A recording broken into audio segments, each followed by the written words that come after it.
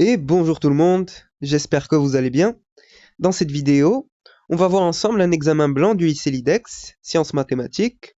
On va voir le premier exercice de l'examen blanc d'avril 2025. Alors, premier exercice sur les structures algébriques. Donc, on a deux parties. Les parties 1 et 2 sont indépendantes. La première partie, cette vidéo. Ou la partie de une autre vidéo, Inch'Allah. Donc, pour la première partie, on a trois questions. C'est sur les espaces vectoriels, sur les matrices. Donc, dans l'espace vectoriel réel, des matrices carrées d'ordre 2, notées M de 2R plus point, on pose I est égal à 1, 0, 0, 1 et A est égal à 3, 2, moins 2, moins 2. On considère l'ensemble E est égal à, donc c'est l'ensemble des matrices carrées d'ordre 2, tel que M fois A est égal à A fois M. Et l'objectif de cet exercice, ça va être de caractériser cet ensemble et voir comment sont constituées les matrices qui appartiennent à l'ensemble E. Alors la première question, on nous demande de montrer que E plus point est un espace vectoriel réel. Bon, la façon la plus facile de le montrer, c'est de montrer que E plus point c'est un sous-espace vectoriel d'un espace vectoriel réel.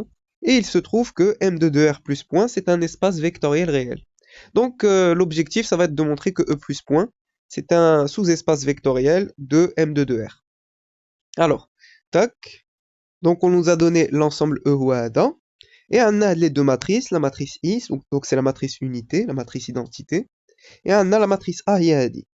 Donc soit E plus point, un espace vectoriel réel, et F, une partie de E.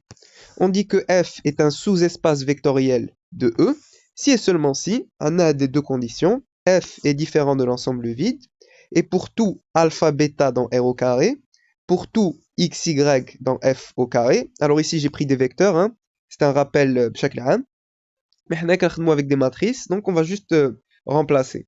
Donc il faut qu'on ait alpha fois le vecteur x plus bêta fois le vecteur y qui appartient lui aussi à f.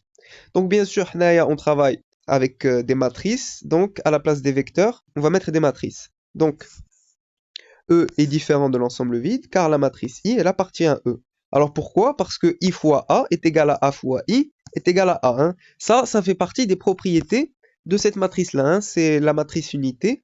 Donc je prends n'importe quelle matrice carrée d'ordre 2.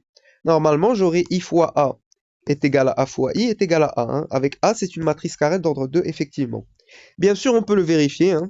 Si on vérifie, donc I fois A, je pose mes matrices. Ça, c'est la matrice A. Ça, c'est la matrice I. Ça, c'est la matrice A. Je fais le produit. Donc, j'aurai 1 fois 3 plus 0 fois 2. Voilà. Ensuite, 0 fois 3 plus 1 fois 2. Tac. 1 fois moins 2 plus 0 fois moins 2. Tac. Et enfin, 0 fois moins 2 plus 1 fois moins 2. Voilà. Alors bien sûr, 0 fois 2 ça part, 0 fois 3 ça part, 0 fois moins 2 ça part, 0 fois moins 2 ça part. Donc Kepralna, 3, 2, moins 2, et ça justement c'est la matrice A. Ensuite, A fois I. Donc si je calcule A fois I, ici la matrice A, multiplié par la matrice I, je fais le produit, donc 3 fois 1 plus moins 2 fois 0, tac. Ensuite, 2 fois 1 plus moins 2 fois 0, tac. 3 fois 0 plus moins 2 fois 1, tac. Et enfin, 2 fois 0 plus moins 2 fois 1, tac. Bien sûr, ça part, ça part, ça part, c'est la rimché. Donc, Kepralna, la matrice 3, 2, moins 2, moins 2, c'est la matrice A. Donc voilà, on retrouve bien la même chose qu'ici. Donc on retrouve la matrice A qui est égale à I fois A. Donc voilà, ça c'était juste juste pour vérifier. Donc c'est bon, on a bien I fois A qui est égal à A fois I qui est égal à A. Donc la matrice I, elle appartient bien à E. Donc E est différent de l'ensemble vide. Voilà. Ensuite, on a E qui est inclus dans M de 2R. C'est une partie de M de 2R. Alors maintenant, on va prendre deux matrices, soit M1 et M2, deux matrices de E, et on va prendre deux réels, donc alpha et bêta, deux réels, donc ils appartiennent à R au carré.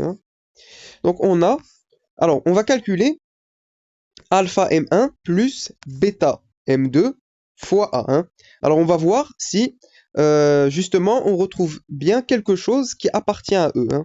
Donc l'objectif, comme E, il est caractérisé par l'ensemble des matrices carrées d'ordre 2, telles que M fois A est égal à A fois M. Hein. Alors en fait, l'objectif, ça va être de montrer que ça, c'est égal à A fois alpha M1 plus bêta M2. Hein. Il faut que je prenne une combinaison linéaire de deux matrices qui appartiennent à E. Je multiplie par A. Et normalement, je dois trouver A fois tout ça. Hein. A fois alpha M1 plus bêta M2. Donc, d'une part, je vais développer. Donc, A fois ça plus A fois ça. Hein. Donc, c'est ça. Alors maintenant, je peux mettre des parenthèses ici. Hein. Hein, c'est la même chose puisque j'ai un produit. Donc, j'ai alpha fois M1 fois A plus bêta fois M2 fois A. Donc, ici, M1 et M2, ce sont des matrices qui appartiennent à E. Donc, je peux changer l'ordre. Hein. Je peux mettre alpha fois A fois M1 plus bêta fois A fois M2. Je fais sortir le A. Donc, j'aurai A fois alpha M1 plus A fois bêta M2. Ce qui va nous donner, en factorisant, A fois alpha M1 plus bêta M2. Voilà. Donc ça veut bien dire que toute combinaison linéaire de deux matrices qui appartiennent à E appartient aussi à E. Hein.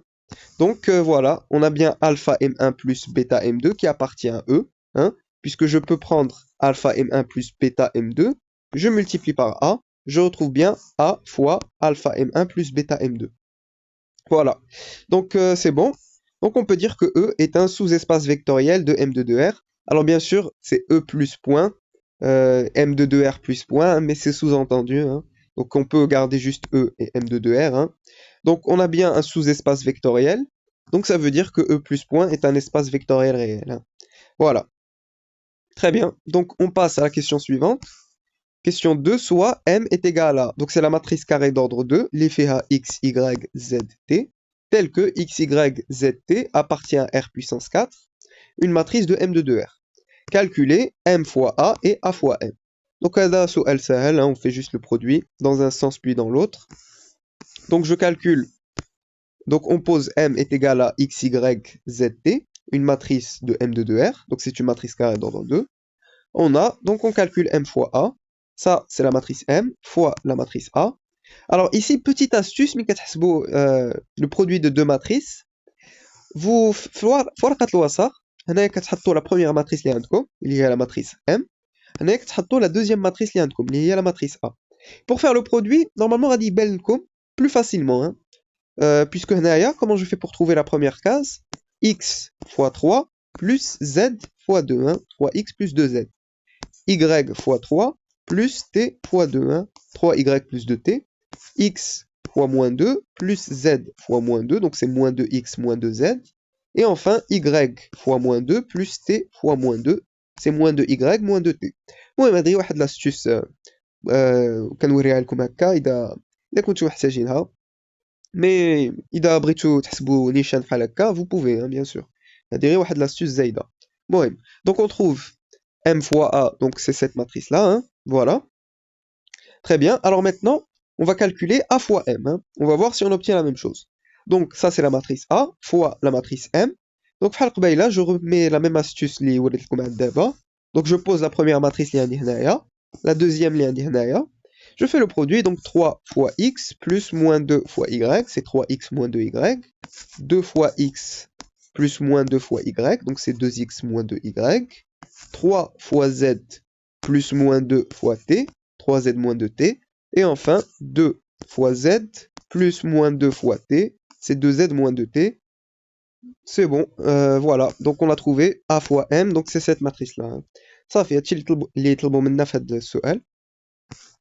donc ensuite, question B, montrer que M fois A est égal à A fois M, si et seulement si Z est égal à moins Y, et 2 facteurs de X moins T est égal à 5Y.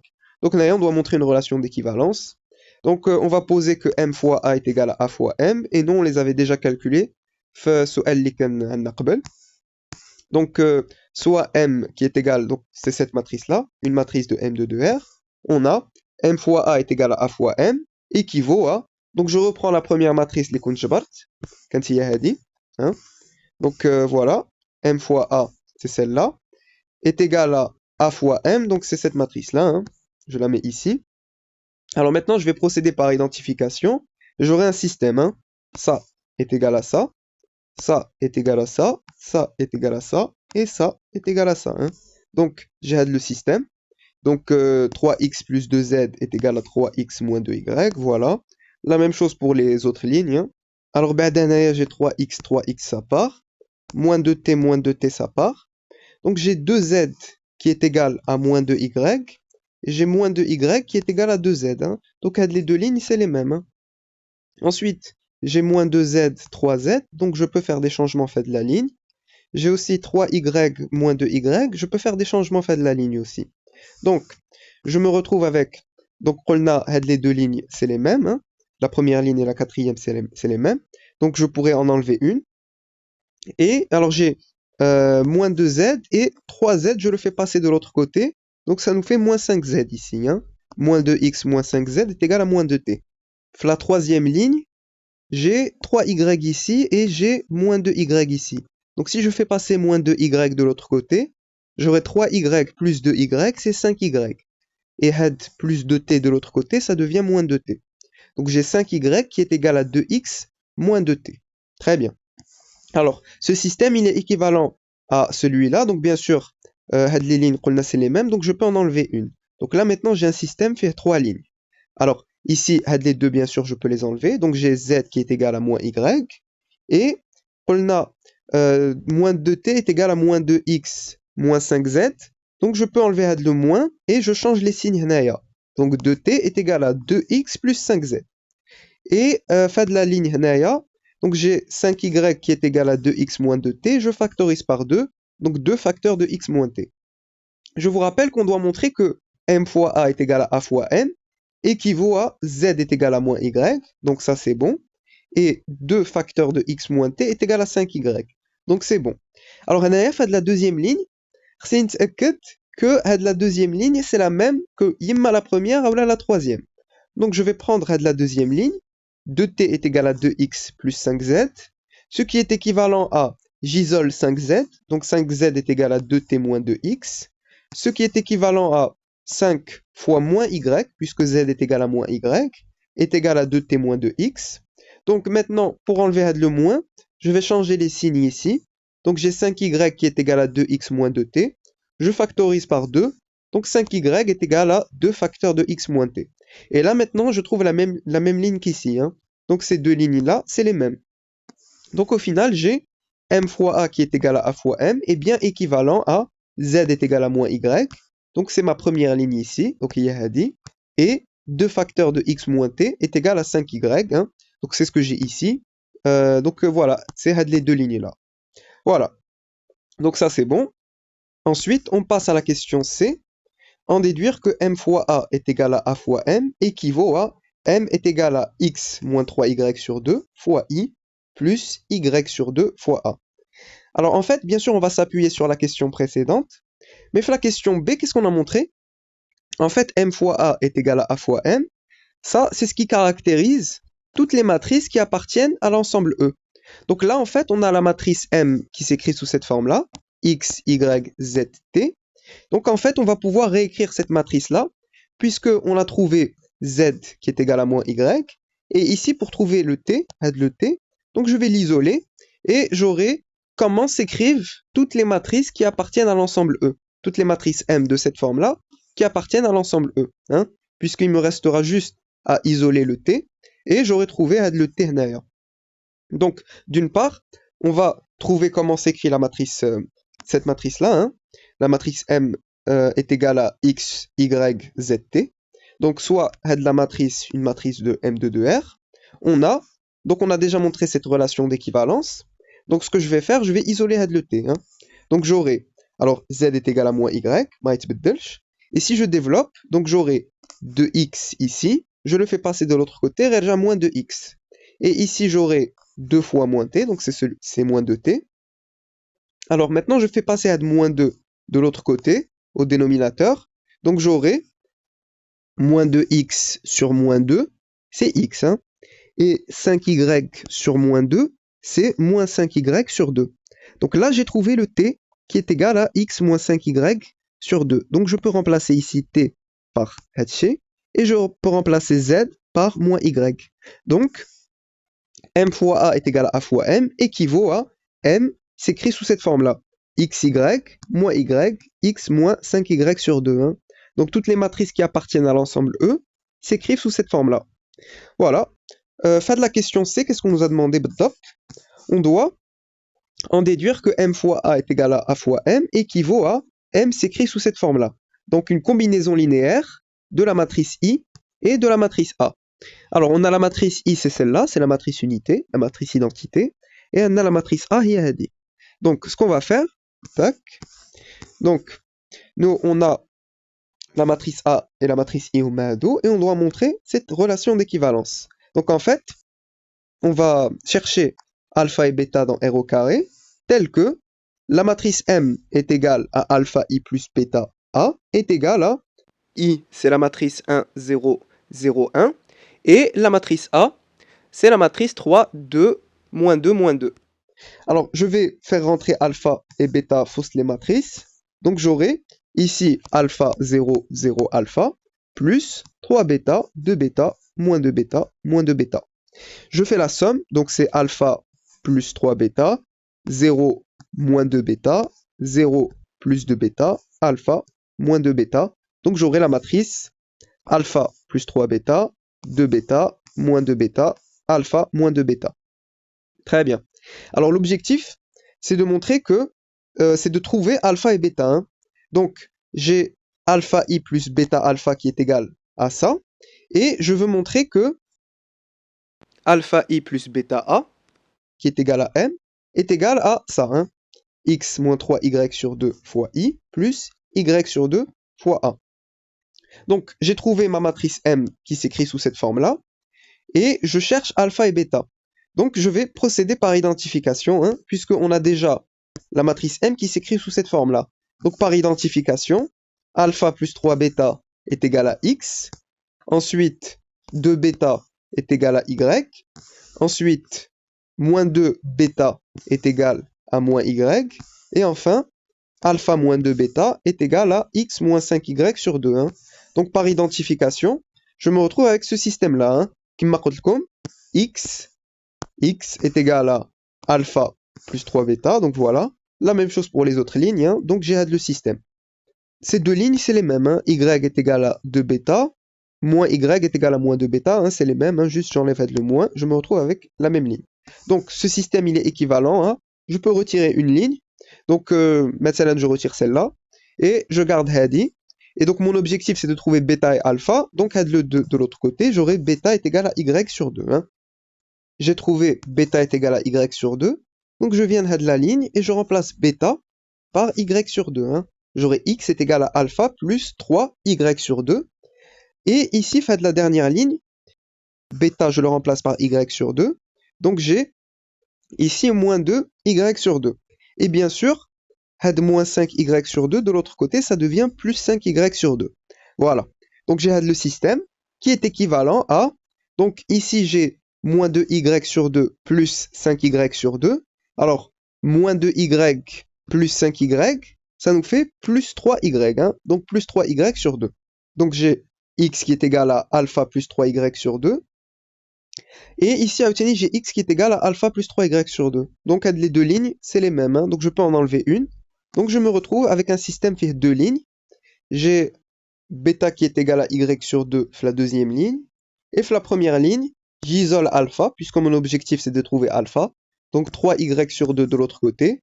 Donc j'ai alpha est égal à x moins 3y sur 2. Voilà. Alors, on avait au début m est égal à alpha i plus bêta a. J'ai trouvé mon alpha, j'ai trouvé mon bêta, donc je peux remplacer.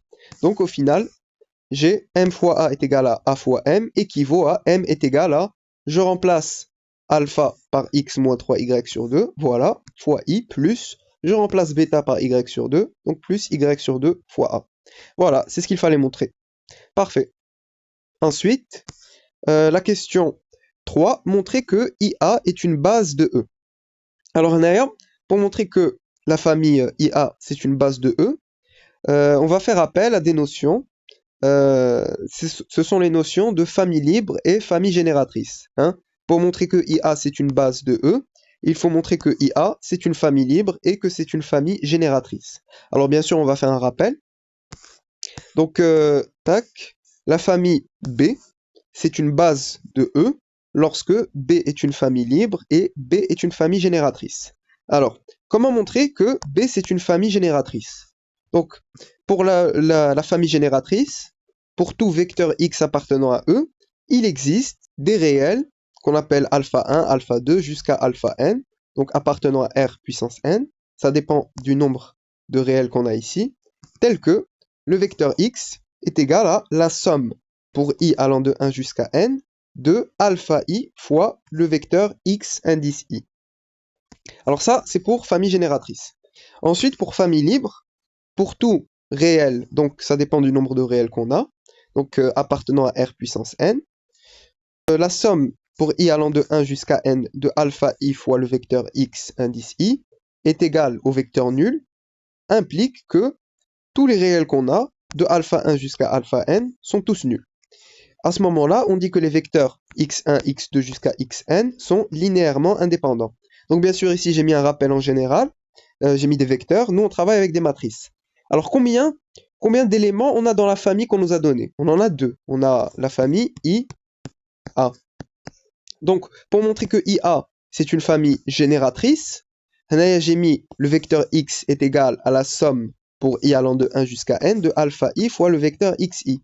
Nous, comme on n'a que deux éléments dans notre famille, on doit juste montrer que, avec deux réels, donc on va les appeler alpha et bêta, deux réels, on doit montrer que la matrice qu'on a, la matrice M, est égale à la première matrice qu'on a dans notre famille, donc on a la famille IA, donc la première matrice, I, fois le premier réel que j'ai, alpha, plus la deuxième matrice que j'ai dans ma famille, A, fois le deuxième réel que j'ai, bêta 1.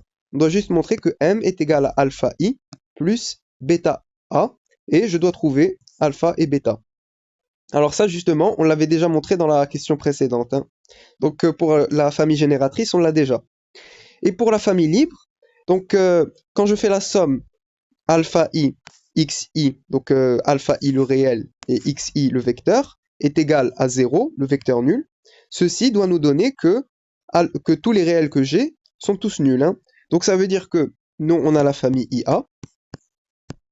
Donc ça veut dire que si j'ai alpha i plus bêta a est égal à 0, alors ici, comme c'est des matrices, normalement je devrais mettre la matrice 0, 0, 0, avec des zéros partout, hein. Donc ceci implique que alpha est égal à 0 et bêta est égal à 0, hein. On doit vérifier qu'on a bien cette relation d'implication. Si on l'a, alors à ce moment-là, on a une famille libre. Famille génératrice et famille libre, ça veut dire que la famille est une base. Voilà. Alors on va commencer par montrer que la famille qu'on a, donc IA, c'est cette famille-là qu'on a. On va commencer par montrer que c'est une famille génératrice. Donc ça, on l'a déjà montré dans la question précédente, hein. Ensuite, on va montrer que c'est une famille libre, et donc ça voudra dire que c'est une base. Alors, donc soit M, une matrice de M de 2R. On a déjà montré que M fois A est égal à A fois M, équivaut à M s'écrit sous cette forme-là. Donc une combinaison linéaire des matrices I et A. Avec E, c'est cet ensemble-là, et la matrice A, c'est celle-là, et on nous a donné que la matrice M, c'est celle-là, et justement, on avait déjà montré cette relation d'équivalence, hein. Donc ici, juste, je reprends toutes les données l'ijma'ana fil as'ila l'idazo. Donc, on a justement cette relation d'équivalence, donc ça veut dire que toutes les matrices qui appartiennent à mon ensemble E, elles s'écrivent sous cette forme-là, hein. Donc l'ensemble E, c'est l'ensemble des matrices M est égal à x, y, moins y, x moins 5y sur 2, tels que x et y sont dans R au carré. Puisqu'on a déjà montré que M peut s'écrire sous cette forme-là, donc j'ai bien I et A, qui est une famille génératrice, hein, puisque M fois A est égal à A fois M, équivaut à M est égal à x moins 3y sur 2 fois I, plus y sur 2 fois A. Donc, M appartient à E si et seulement si M peut s'écrire sous cette forme-là, hein. M fois A est égal à A fois M, ça veut dire que M appartient à E. Voilà. Donc voilà, c'est bon, hein. La famille IA est bien une famille génératrice de E. Très bien. D'autre part, pour montrer qu'on a une famille libre. Donc, soit alpha et bêta dans R au carré, on prend deux réels, puisqu'on a juste deux éléments dans notre famille, hein. On n'a que deux matrices, I et A. Donc on prend deux réels qu'on appelle alpha et bêta. On pose alpha I plus bêta A nous donne la matrice nulle, donc la matrice carré d'ordre 2, l'effet A des zéros partout, implique que, donc je remplace I par la matrice 1, 0, 0, 1, je remplace A par la matrice 3, 2, moins 2, moins 2. Alors, bien sûr, ici on a bien une équivalence, hein, mais l'objectif c'est de montrer juste l'implication, donc je peux garder l'implication, hein. Voilà, donc maintenant je fais rentrer le alpha fausse la matrice et le bêta fausse la matrice. Donc j'aurai alpha 0, 0, alpha plus 3 bêta, 2 bêta, moins 2 bêta, moins 2 bêta est égal à la matrice nulle. Alors maintenant je fais la somme, alpha plus 3 bêta, 0 plus 2 bêta, 0 moins 2 bêta, alpha moins 2 bêta. Donc ça nous donne cette matrice-là, qui est égale à la matrice nulle. Maintenant je procède par identification. Donc alpha plus 3 bêta est égal à 0, 2 bêta est égal à 0, moins 2 bêta est égal à 0, alpha moins 2 bêta est égal à 0. Donc j'ai un système, le voilà, fait 4 lignes. Alors bien sûr, les deux lignes c'est les mêmes, hein. 2 bêta est égal à 0 et moins 2 bêta est égal à 0, c'est les mêmes. Donc je peux mettre une seule ligne. Donc 2 bêta est égal à 0, ça veut dire que bêta est égal à 0, hein. Donc pour que 2 bêta soit égal à 0, il faut que bêta soit égal à 0. Donc j'ai bêta qui est égal à 0. Et je remplace ici, donc on a bêta c'est 0, donc je mets alpha plus 0 est égal à 0 et alpha moins 0 est égal à 0. Donc ça veut dire que alpha est égal à 0, hein. Donc les deux lignes c'est les mêmes. Pour que alpha plus 0 nous donne 0, il faut que alpha soit égal à 0. Donc on se retrouve avec alpha est égal à 0 et bêta qui c'est far. Et c'était ça l'objectif, hein. On devait montrer que alpha i plus bêta a nous donne 0, la matrice nulle, implique que alpha est égal à 0 et bêta est égal à 0.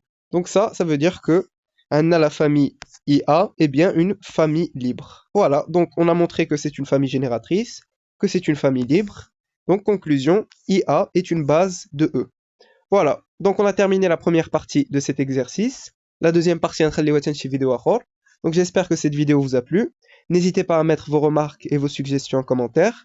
N'oubliez pas de liker et de partager la vidéo et à très bientôt.